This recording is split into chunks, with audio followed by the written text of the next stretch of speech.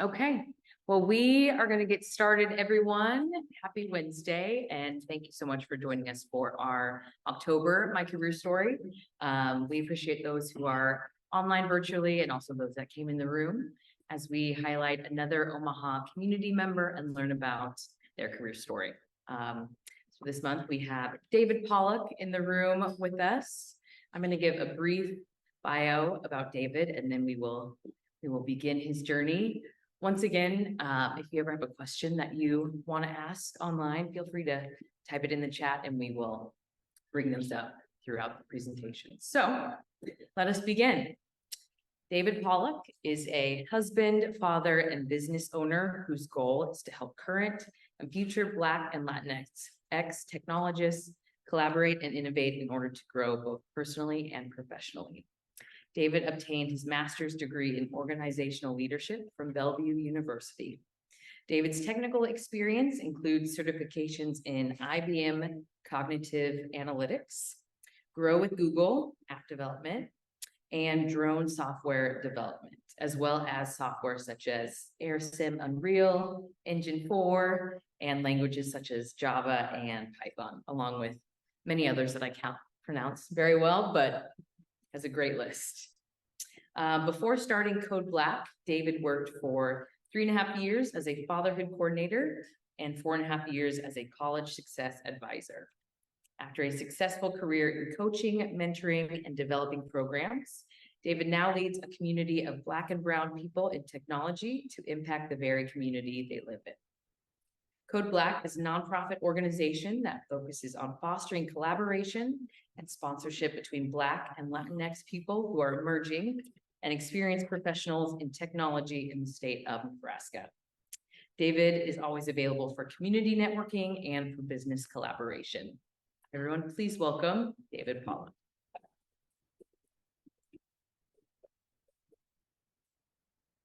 Thank you. Good morning and good afternoon, everybody. Thank you for the warm welcomes. Thank you for this opportunity to be able to speak with you all, to share with you more about who I am and a little bit about Code Black. As stated before, I'm really excited. So I have a lot of passion in what I talk about and why I talk about. There's a lot of passion. So when you hear the fluctuation of my voice tone, it's because I'm excited. I'm very passionate, but I'm also driven as to why I'm doing what I'm doing. So if I could put a theme to what I want to share with everybody, and just, not just so much about my, how I got here, it's more of, if I would put a theme, it would be more of don't stop. If I could tell somebody today is don't stop. Don't give up, don't quit. That would be my message for today. And I say that my background has been a lot of it in social work. So I've dealt a lot with community. I've been with community. So working with elementary students from after school programs, all the way up to first generation college students, working with ex-offenders, working with individuals that are coming out of drug treatment center, just trying to help them get back to a place to where they can continue to keep moving. And then through the course of this time and through the course of my life, like I said, people have been very passionate to me. I'm very driven about helping people. Why? Because it stems from my upbringing. I'm glad to have my mom here, but seeing my mom, her working as hard as she worked and trying to provide for, doing the best that she can as a single parent, taking care of 4 kids. Now 3 boys. Now come on. Now we know when you a single mom having 3 boys, the boys is just But I'm truly grateful and thankful that she was given the grace and the strength to be able to steer and guide us in the direction that we're going now. But saying that, I never wanted to see my mom struggle, but seeing her fight, seeing her persevere, seeing her drive is what made me like, you know what? I'm tired. I don't want to see my mom struggle the way that she was struggling. I don't want to see her going through the challenges that she was going through, not understanding as an adult, those are adult responsibilities. But as a child, it's like, you wanted that time. You wanted that time with my mom. And so growing up and understanding that and seeing it as I go through, I saw it when I started working with schools, with youth. I saw it working with adults. And I began to start really understanding, you know what? There is more to it. I want to see people thrive. I want to see people successful. I want to see people make it. Because if my mom can make it and I can make it, I know they can make it. Not saying that, there weren't obstacles. There are many obstacles and many challenges. But the point of it is, it was the mindset, the will, the drive, the passion to want to make it, to passion to want to see yourself become something greater than what you really are. So what happened with me and how I got to where I'm at is, like I said, it's working. A lot of my work, I went to school, got my bachelor's, got my associates, got my bachelor's, got my master's. I'm like, okay, got this. Perfect. Now people will listen to me because I got a piece of paper. Okay, now I got to go get some work. So I got some work and things begin to change. We all know about the social work. We all know about the health and human service field. It's like a revolving door. It's like everybody comes out, you get burnt out quick, but the passion and drive is there, so it's like, what do you do? And so as I began to go through this transition, I'm like, I got to figure something out. So like I said, I got my diploma, excited, and I got some experience, but then the opportunity, something happened to where suddenly I lose my job. We've all, maybe, I don't know. But for me, it was a devastating blow. It really knocked me back mentally, emotionally. I just began to withdraw and crumble within inside. And I'm like, how am I going to do this? How am I going to make it? And I just got to be transparent. I said, you know what? I got my master's, I got experience, and I got a family. I'm like, why is it so difficult, so challenging for me to find employment? I said, the hell, this is good. This is good. I'm like, let me get back into tech. Let me go back to tech. That's where I wanted to be at anyway. So let me go ahead and start doing it. So as I began to really try to develop and cultivate, change the way that I was thinking, because I had fell into a deep depression. That's what happened. I fell into a deep depression, trying to figure out how am I going to provide for my family.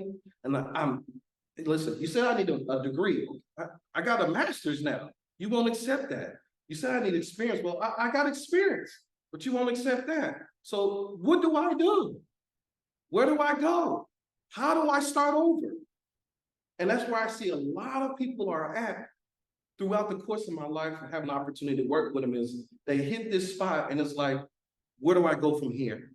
How do I reset? How do I start over? How do I rebuild with what I got?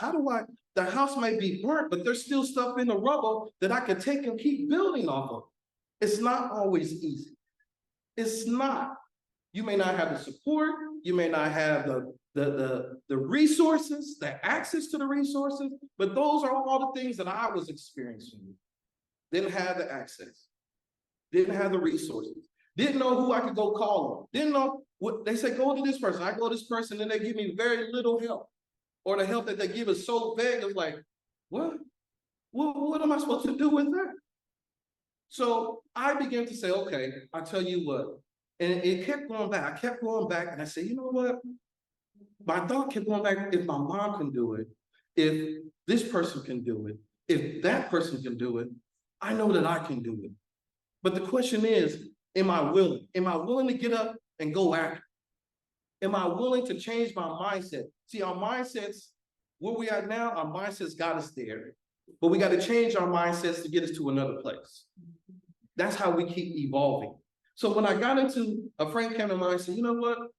Hey, I'm gonna show you how to fly drones. Like, drones? I'm like, oh, bad. Okay, let's see what's up with drones. And I started getting all these ideas about drones and stuff. And I went home and started buying these little small drones and practicing it at home. And, there's a lot of stories with that. Those little drones in the house is funny. But anyway, so I started doing that, started getting into it and really trying to understand more about the drones. And I started like, hold on, okay. Now, if the drones can do this, let me figure out how to program it. Because I was coaching track. I was coaching for some summer track kids. I'm like, how can I use this drone to show the kids how they run it? Instead of me, I started coming with all these ideas and now I got to figure out how to program it. And so as I started beginning to learn how to program, this was a whole new world. Programming is a whole new language. I did not understand a thing. But remember, I said changing our mindset. So I went to church one day and it's like, hold up. I started seeing kids on the phone, like, what y'all doing on the phone? I said, oh, I'm gonna build me an app. That's what I'm gonna do. I'm gonna build me an app. In the same process of trying to learn how to program the drone to do what I wanted to do. So I started learning, start getting on Google and start learning how to build an app, but it got to a point to where I got stuck. I got frustrated and there was no resources, no help to help me to overcome and to get to the next spot. And then I started looking around, started finding if there was jobs out there. There was jobs out there, but I maybe only got 1 or 2 interviews and that was it. Well, you don't have any experience. But as I began to start seeing, I'm like, hold on, what does your office look like? There was nobody that looked like me there. I couldn't find anybody, no developers, nobody in tech that I could sit and I could say, hey, how do I get into this field? How do I make this happen? Where do I go? What do I, all those things was happening, but there was no point of contact. There was no access point. So I'm trying to figure out how to do all of this as I'm still trying to learn how to develop. And I'm like, okay, I got to figure something out. But in all of that, I saw, you know what? Let me start identifying individuals that I see that are into tech and that are trying to get there. So I found one person of color. Oh, it was so exciting. And then they started to help me and they started to show me. I'm like, all right, now there's 2 of us. Let me go get somebody else. Okay. Yeah, there's somebody else there. The next thing you know, I started to build a community of individuals that looked like us. But it got to the point where it didn't have to just look like us. Now it's individuals that had the same idea and concept. So yeah, our community is diverse. It's not just Black and brown, but our community is diverse. We have to have diversity of thought, not just one way of thinking and that's it. But if we're talking about inclusion and diversity, let us all come to the table. Let us all have an idea, put it out on the table. Hey, Picasso, throw it on the wall. Let's see what happens. And so that's what began to happen. We started to cultivate, we started to talk, we started to build. And in that, we started to build a community. We started to build a relationship. We started to build a safe place for us, for individuals that wanted to say, you know what? I'm not there, but I'm trying to get there. It's not easy to go to somebody and say, you know what? I don't know that. Come on, let's just be honest. It's not easy being vulnerable. Some things, yes, but now the things that help us to be better, it's not easy being vulnerable. But when you're in a safe place, safe environment, in a community to where you could be vulnerable, that's when the building and the learning begins to take place, because now you're open to receive. So in saying all of that, that's where we at. I started getting there, started getting cold. I said, you know what? I've never seen, there is not a Black-owned tech company here. Now there might have been, I just was not aware of it. Now I'm pretty sure there was, and there still is, which is a beautiful thing. I'm like, you know what? I'm gonna figure something out. I'm gonna do this. I'm gonna make it work. I'm gonna have it come out of our community. And then I start thinking, see, you know what? Not just for Blacks. Let's look at my Latino brothers and sisters. I'm like, oh, we about to empower this community. We about to build this community. I'm like, hold on. Let's also remember the Indian reservations. Let's remember our Native brothers and sisters. Oh yeah, Nebraska's about to rise now. That's when I begin like, oh yes, cold black. Well, why cold black? Cold black because in every community there's a code when you talk, right? Every community there's a code when you talk. You could be yourself, or you could try to be somebody else. But cold black is really talking about your identity. Who are you? What is your voice? It's talking about you leaving a mark. It's talking about you rising to the occasion. You become the best you that you could possibly be.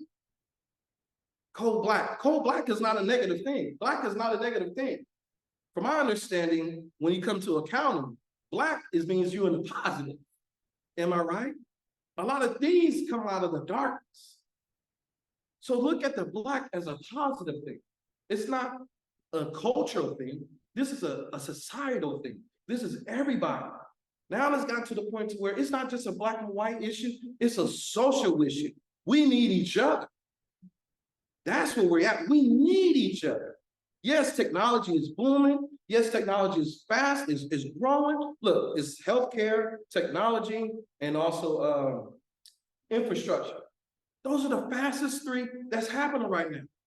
And we are, I'm gonna say, I'm middle class, was a middle class professional, got stuck in the middle, didn't know where I was going, didn't know how to transition. So what do I do now? Just like many of us. What do we do now? How do we get from point A to point B? How do we get there? How do we make this work? We got a family to take care of. I've been on this job for 15 years. Now I don't have the job, or now I got to do something different. Well, let me jump into technology. Well, I don't know a whole lot. A lot of us become intimidated because we don't know a whole lot. We don't understand. Well, where do I begin? Well, let me find a community of people that are doing this, that are working together to get to that next spot. And in that community, that's where we begin to start iron sharpens iron. We begin to build each other. We begin to show each other how do we get to that next spot. Now, we don't have to worry about accents because I know you, you know me, we know somebody together. Now, we're going to make some access somewhere. Somebody's going to help us get in the door. Matter of fact, if we don't get in the door, we're going to create our own door. That's wonderful about technology. Because technology doesn't just keep you in one spot. Technology is so creative to where you can move around and do what you need to do. Just because somebody says, no, I can't have you over here, who says that you can't go home and develop your own app? Just because you don't have the funds to get you a website, who's to say that you can't get somebody on your team to build that website for you? That's what I love about technology, because it keeps you learning, it keeps you moving, it keeps you motivated. But at the same time, it's so creative and so sneaky and diverse, it'll draw everybody in because everybody plays a part in developing that project. So I just want to encourage, if I could, my story could be your story. Your story could be my story. Don't stop. Don't give up. Yes, it's going to be a challenge. Don't ever say it's hard, because when you say it's hard, that's when you stop. In your mind, you've already told yourself, I'm not going to do it. But when you say, you know what, this is challenging, what do you do when a challenge comes to you? Unconsciously and consciously, you try to figure out how to deal with that challenge. So let's change our wording. Let's change our language. Even going back to developing. When I was developing, it's like, it's hard. What was challenging about it? I said, not hard. But what was challenging about it was learning the language. Understanding the syntax, understanding the strings, understanding the different formulas that need to be said and how it needs to be done. But the more I continue to spend time with it, it began to change my language and how I think as a problem solver. So that's the question. Are we willing to dive in? Are we willing to really try to solve these problems? And if so, what are you willing to do? How are you going to get there? How are you going to get there? Well, I don't know how I'm going to get there, but the point is, hey, I got a community of people that's going to help me to get there. I know where to go to get the help. Because telling you, when I was starting, I didn't have a place to go. I didn't have somebody I could go to. So seeing what I saw and feeling what I felt is what caused me to create what I created with Cold Black. It's very discouraging. It's very defeated feeling. It's a very overcoming feeling when you're trying to put your best into your work and what you're trying to do, and then you don't have the support, or you don't have that access, or you don't have the resources. It's very daunting when you go into an office and you got these ideas and nobody in the room looks like you, and they don't know how to accept your ideas as well. It doesn't matter. We've all been through that in some shape, form, or fashion. But the question is, are you going to stand up, put your shoulders back, and still walk with your head up? Or are you going to withdraw and allow what you see in front of you stop you from moving forward? That's why I'm doing what I'm doing, because I believe and I see individuals that you can make it. Don't give up. You can make it. It's not the end. Yes, this is a totally different generation.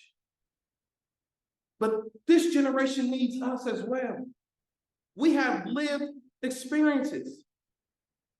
We can share that with them. How can we share that with them? Hey, let's sit down and learn about their skills. Let's sit down and figure out about tech. Yes. How do I learn from them? I have my daughter show me how to use, listen, listen, y'all have to help me out. I have always been a Samsung person. Phone, yes, Samsung. But they converted me over to Apple.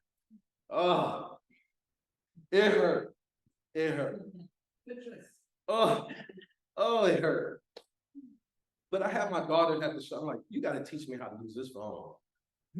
You got to teach me. Dad, you just. I'm like, no, be patient with it. Show me how. You just don't. I'm like, okay. I say all that to say is because I should be able to learn from the youth, and the youth should be able to learn from me. And it has to be like that. It has to be reciprocated. This is the day and time that we are in right now, to where we have to know how to encourage our youth. We try to get them in the tech for the future. Well, how do we get there and help them get that? We got to be more engaged with them as well. Because they're the ones who's going to be programming AIs. And AIs is going to be ones that's going to be telling us what we need to be doing. So how do we influence AI? Influence them through our kids. If we teach them right and show them right, then they're going to help make the product right. And it takes all of us to do that. So I know it seems like I've been around the corner and run up the block and down the street, but my talk today was simply to really try to encourage somebody.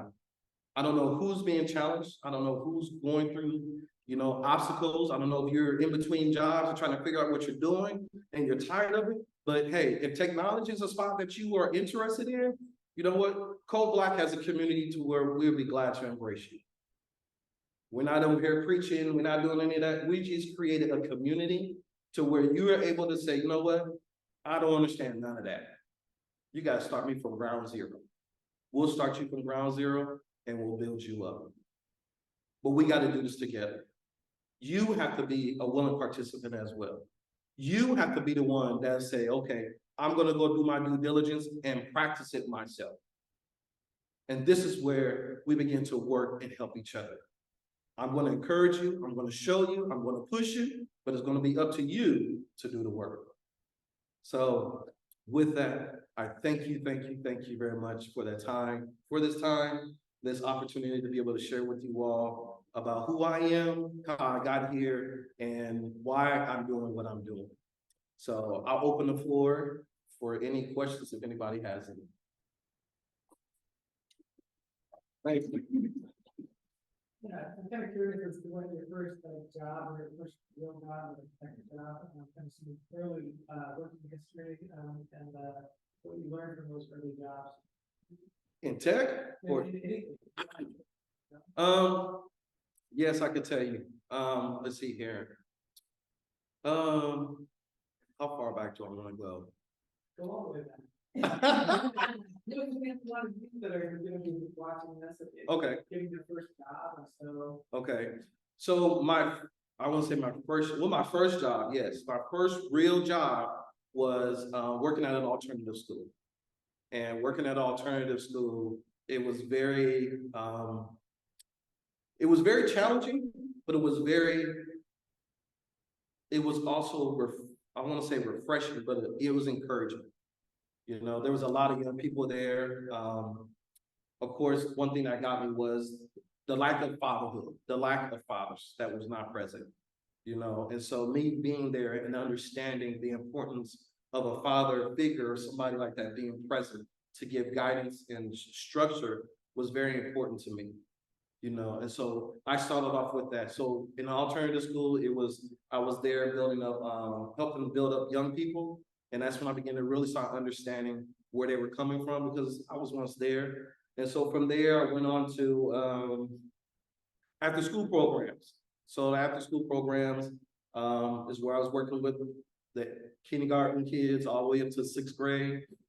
I love the 6th graders. They'll be honest with you. So working with them, my experience with that has been, once again, understanding the family dynamics.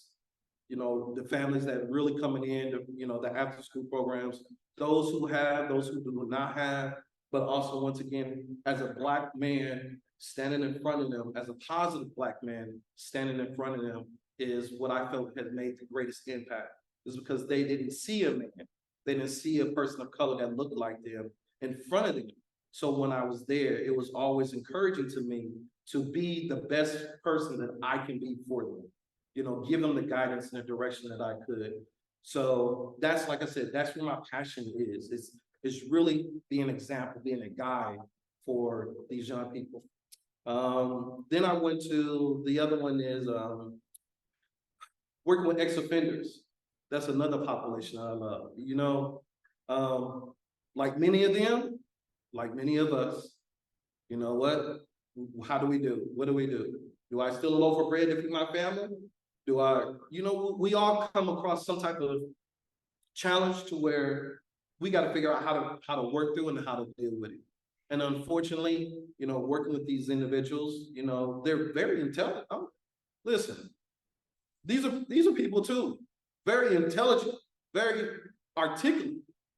Just unfortunately, you know, they're in a situation, you know, that's where they're at, but how do we help them? And that, once again, is like, I'm dealing with another community, another population of individuals that feel like, some feel like that they can't make it. There's no hope for them. So how do I give them hope? How do I give them another start? How do I help them to get to the next place? And it always goes back to changing your mindset, changing your perception. For some people, their perception is their reality. And so in order to change the perception, we gotta first identify the lie. You gotta identify what has been told to you.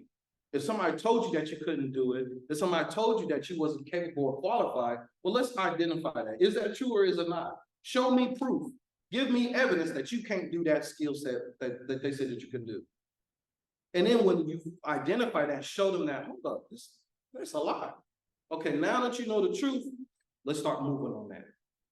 So working with ex-offenders, like I said, that community, that population of individuals is kind of like another segue that gets me into why I'm doing what I'm doing with Cold Black. Because you got employers, you know, it's a risk. You know, it's a risk on hiring individuals with certain, you know, criminal backgrounds, but at the same time, you also have individuals. How do you help them get employed? Because they got to take care of their household too. If they got a felony and they can't get into a job, how do we help them? Well, let me show you how to code. Could be a contractor. Nobody said you had to go into the office. Hey, work from home. You see what I'm saying? So those are the types, that's why I'm loving technology even more and trying to help our community understand and become more empowered, because this is a tool that you can use to help you. You know what? If you can't get a job, create your job. If you can't create your job, find somebody, find a nonprofit or find another organization that you can help out with to build your skill set. Excuse me. The other job that I had was working at a higher education. So working with, the goal was to help retain minority students into college, because a lot of the students were, you know, after the first semester, before the end of this first semester, a lot of them were gone. They get their Pell Grant money, get their refund, and then they're gone. Or they don't know how to get to the access. They don't know how to access the resources. They don't understand, or they just don't know how to navigate in that community culture. And so once again, who do you have there that's helping them? Who do you have there that's guiding them? And that's one thing that I make sure that I did, was making sure that students that came to me, they knew where to go, they knew where the library was at, they knew how to access tutors, they knew how to go and find, if they didn't have food and they needed food, they knew where to go to get a pantry. If they needed a ride for a job interview, they knew, you know what I'm saying? It was my responsibility and my goal to make sure that they were equipped and they were empowered to be able to make the choices that they need to make to better themselves. And so that's pretty much where we're at, and kind of lean everything up to this point now. One more follow-up. Let's go back a little bit further, like age 9 or 10. What do we want to be when you grow up? Woo! Age 9 or 10.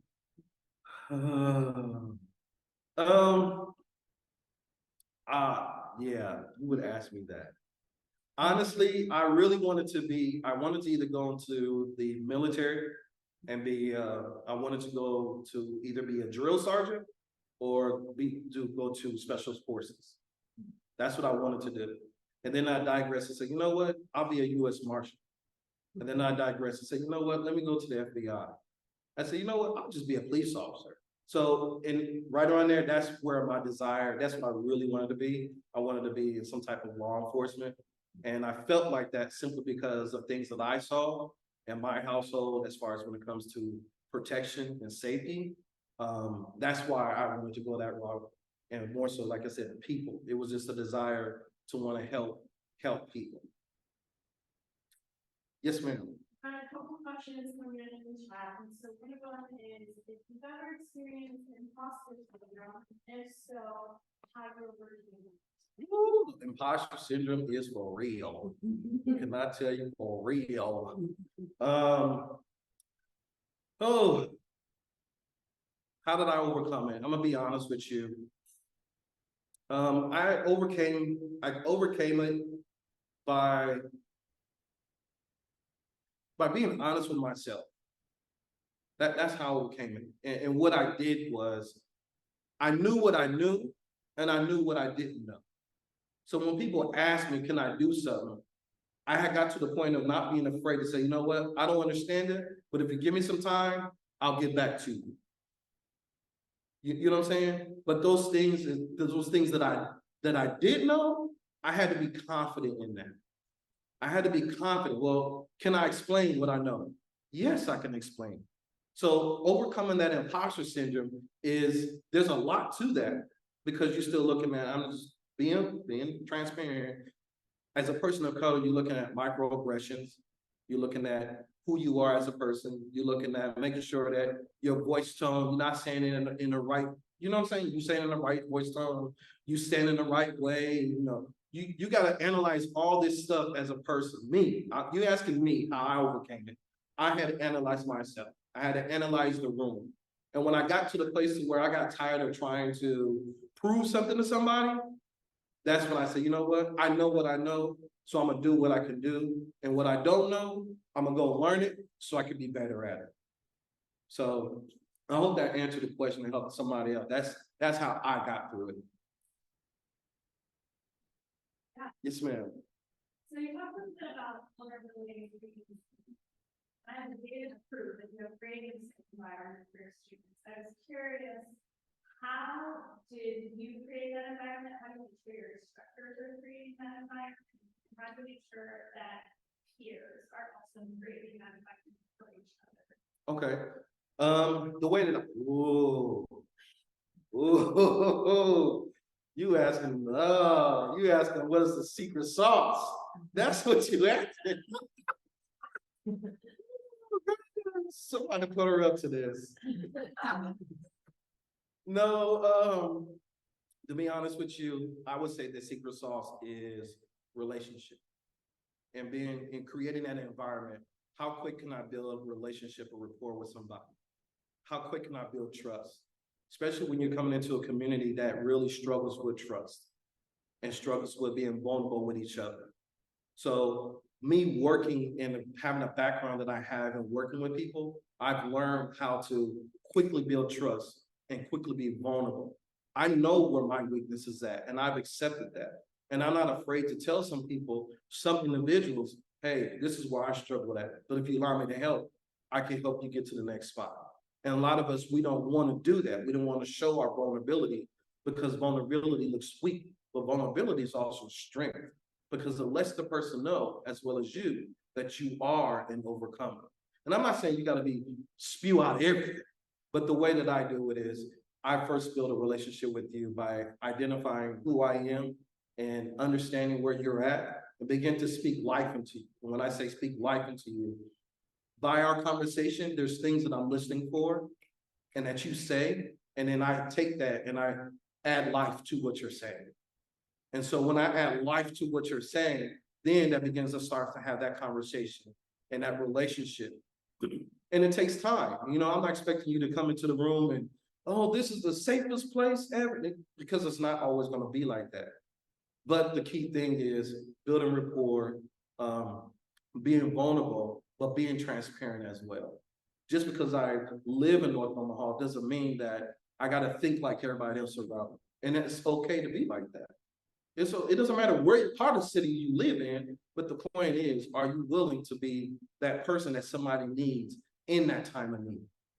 And so in that type of need is how I build my community, you know, by being open, transparent, being wise in what I communicate. And more so, I'm more of a listener than I am a talker. I want to listen to what the person is saying and listen to what direction that they're needing, so I know how to give them the resources and the guidance. So much time we do so much talking and allow them, you know, we listen and we talk, but we really don't give them any true guidance because we're not listening to what they're saying. We listen to them, but what are they really saying? But I mean, I'm not trying to go into a deep dive, but just, you know, if that helped out. And that's kind of how my instructors are. I vet my instructors, I talk to my instructors, I listen to what they have to say, I hear their heart, and see what they're driven by. You know, what are they driven by? Are they driven by funds? Are they driven by helping the community? Are they driven by seeing people become successful, just as I am? Those are the things that I'm looking for. And that's what cultivates the classroom environment. Because when they come in, they're like a reflection of me. They speak very passionately about why they do what they do, why they're there. And they also want to make sure that you have every tool that you need to be successful to the best of your ability. All right. Yes, ma'am. How do you use your mental, spiritual? Woo! You know what? You know, people who know me know that I can be comical. So I'm like, I don't know. You know what? I would say that once again, I have to go back and I have to be honest with myself and what I can do and what I can't do. Number one. Number two, I have to remember my why. Why am I doing what I'm doing? Am I doing it for my own selfish reasons, or am I doing it for a greater cause? The other thing too is I would say the first should have been my first response was my faith. My faith is what got me here, and my faith is what is keeping me. Because there are many days when that I can talk to people to give me what I need, but in my faith and what I stand on and what I believe, that internal is what gives me the strength that I need to continue to keep standing. Let's see here.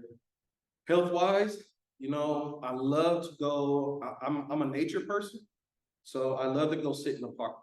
I'll go sit in the park, and I'll just go, or I will go walk.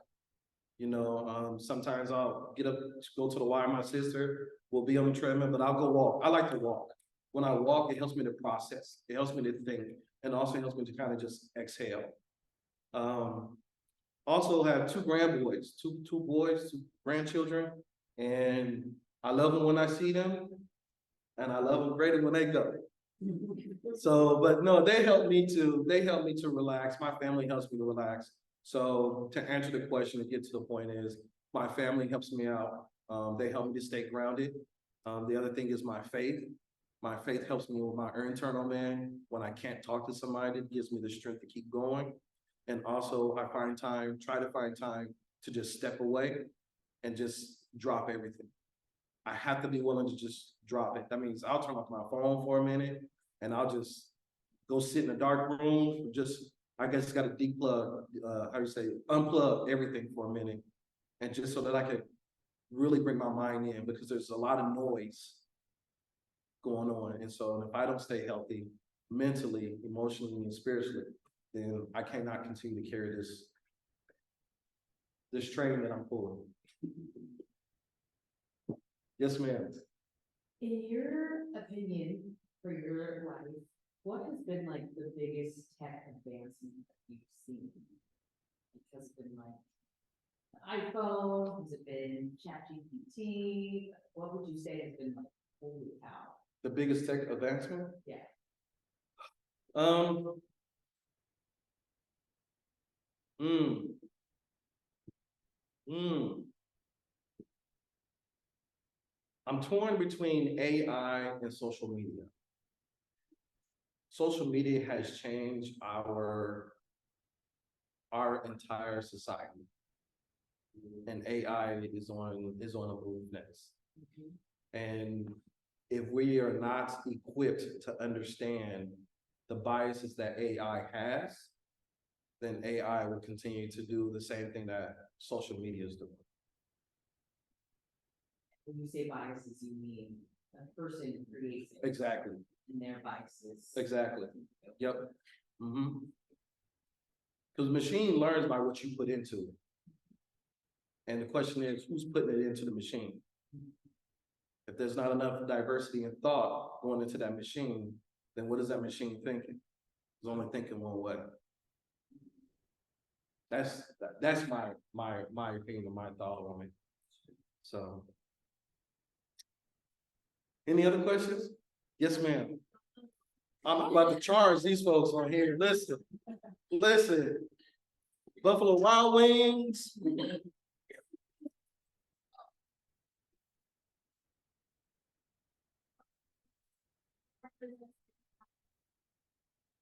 What do I do to expand my business? How does it impact the community?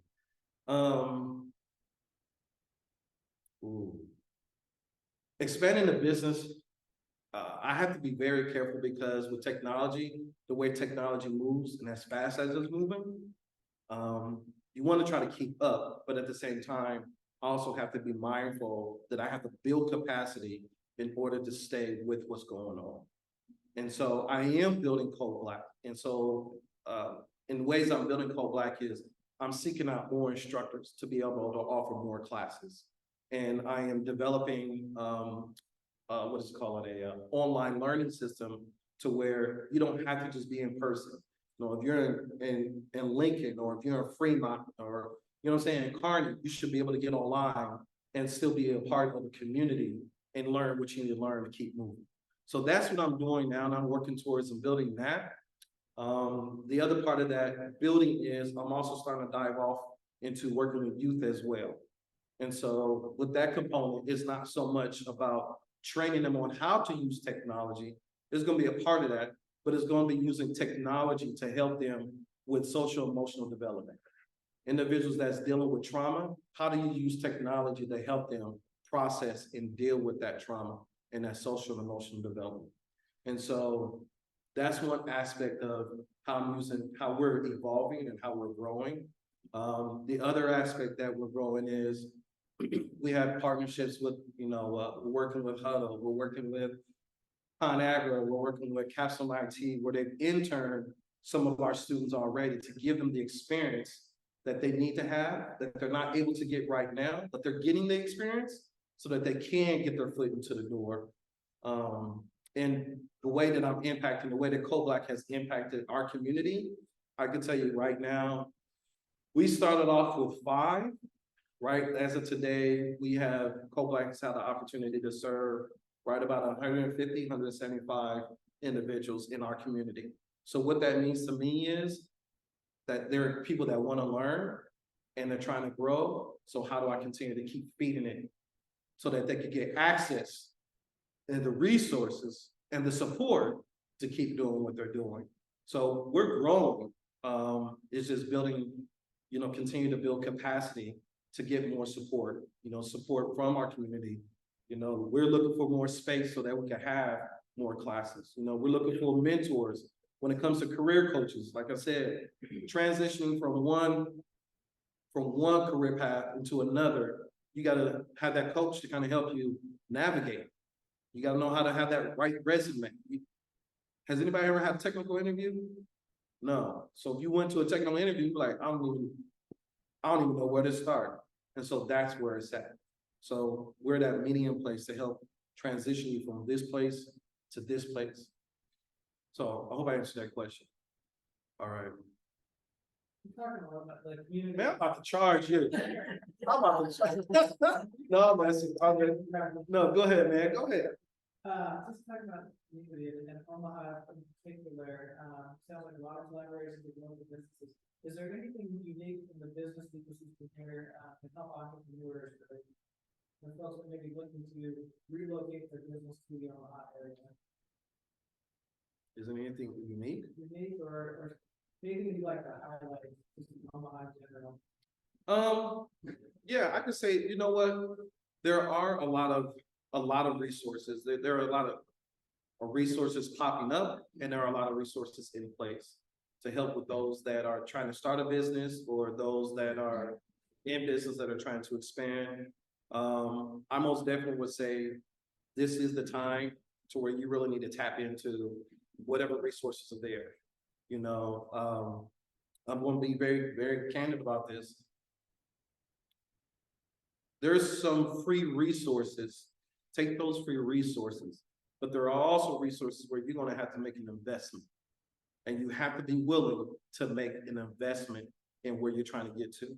Because if you don't make an investment, why am I going to invest in you?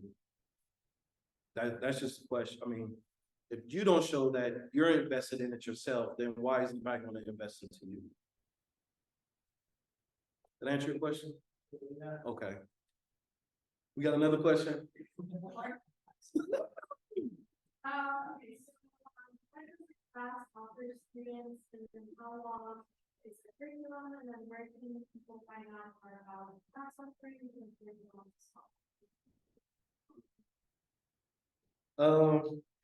No, everything's good. How do I answer that question? Right now, here, I'll first tell you about the classes that we have and the duration of our classes.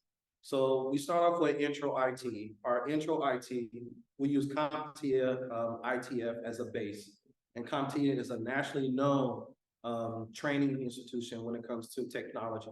So we use that as a base to really scale individuals up into technology. The goal is to bring you up, bring you up in the sense of, hey, here's a little, you know what a hard drive is, you know what a modem is, you know what a memory is, you understand the infrastructure. Okay, now you understand different parts of the data, you understand different parts of software. So just giving you a broad of the different areas of technology that one can go into to bring you up to speed. So when you become up to speed now, what we offer after that is, oh, no, sorry about that. We do our ITF. Our ITF is 10 weeks. We meet 2 days out of the week. We meet in the evening on like Wednesday evening from 6 to 9 and Saturdays from 9 to noon. And we do that for 10 weeks. And so there is homework, there is required work in there. There is a capstone project that individuals will have to do as well. So from that point, then you go to our desktop support. So the desktop support, once I said, it's a building thing. The desktop support is, once again, is more hands-on. That is, I will say, I have that at 13 weeks. We had that for 13 weeks. Once again, it's 2 nights out of the week. Right now, we have it on Wednesday nights and Saturday mornings as well, from 9 to noon. And the purpose of the desktop support is really bringing your skills up to a point to where if you had to do a transition into, I'll just say Cox Cable or, some type of desktop support, you have enough skill and enough aptitude to, okay, hey, this is what I learned. This is what we did in our capstone. Now I can go over here. I understand what the job's requiring of me. Does that make sense? They're looking at me like, huh? All right. So we have that. Then we're doing software development. Our software development, it is for 9 months. And we meet once again two nights out of the week. Right now we meet Tuesday and Thursday. Then the next class we have is our software testing. I know our employers are looking for some software testers, and that's something that we have built out is a software testing course to get individuals to, could go through that. So a lot of these classes that we have, for some it may seem like a low-hanging fruit, and it's like that for a reason. It's like I said, it's really to help individuals that are transitioning from one career or that's trying to get out of one spot to get into another. I can't just take you out of one spot and put you in ConAgra and you have no skills, you don't know how to, then it's a fail. So we want to make sure that as you're making this transition, you are successful from the start of educating to the mentorship and the support, and then to the application of you being able to do the job. Did I answer? I feel like there was one more I might have missed. And there's a website. Yes, our website is coldblacktech.org, or it may come up as .com, but it's .org. I have all my information there. We're going through a process of updating, but all the information that you need is there. Then I have one other question, it is a little longer question. Okay, People looking at specific settings/software is keeping up with tech growth. People with disabilities rely heavily on tech, but may not be represented in the development field. Do you have recommendations for interested future developers, sources of mentorship in that field? Perhaps even in the that's a very good question. I'm gonna answer that question this way. That's a very good question. There are a lot of things in tech. Oh, man. That's a good question. Now, how do you answer that? You got me, No, let me ponder on that real quick. Let me ponder on that for a second. Because that individual is very true. What their question is very, very accurate. And it's not just about diversity, but it's also about those other measures of individuals that have those disabilities as well.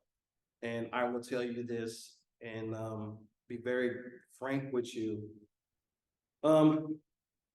Because I'll say it like this, I have two individuals. I'll answer the question this way. I have two individuals that are in my class, and they have already self-identified with me that they have ADHD, and the other one is I forgot the term, and I don't want to disrespect the individual.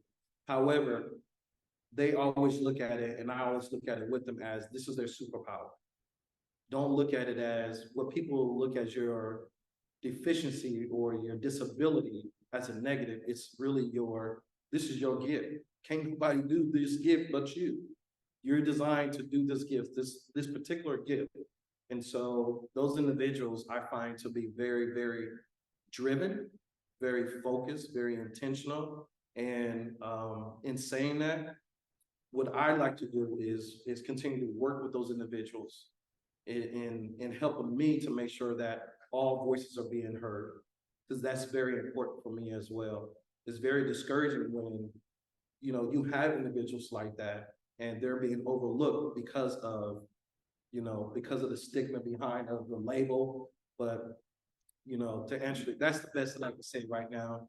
As far as resources, there are not a lot of resources, but with Cold Black, like I said, the resource that you can get, listen, we have mentors. We have senior individuals, tech professionals that are in the field now. And then it doesn't matter if they're Black, white, Asian, it doesn't matter. These are individuals that are driven and they want to help and they're willing to help. So when it comes to mentorship, when it comes to support, I know that's one thing Cold Black really has, is that support, because that's the type of community that I built. That's the first thing I built was community before anything else. So if they're looking for support, if they're looking for access and looking for guidance, yes, reach out to me. I most definitely will sit down and talk with you. I most definitely will do some introductions to help you to get you to where you're trying to get to or to where you want to go. You got that look. Any other questions? Well, with that, I think you answered them all. All right. Nicely done. Let me see. So let me get my order. Cheeseburger and a Coke. Coke Zero. No. But We can give you a round of applause. oh, that's all right. I'll do that. Thank you. Thank you. Right, folks. Well, thank you so much for your conversation and your questions. We really appreciate David, his time being here in the room and talking to us about technology initiatives. Once again, the website is codeblacktech.com, and his email address can be found on that page as well under the About Us section. We appreciate you being here, and we'll see you next time.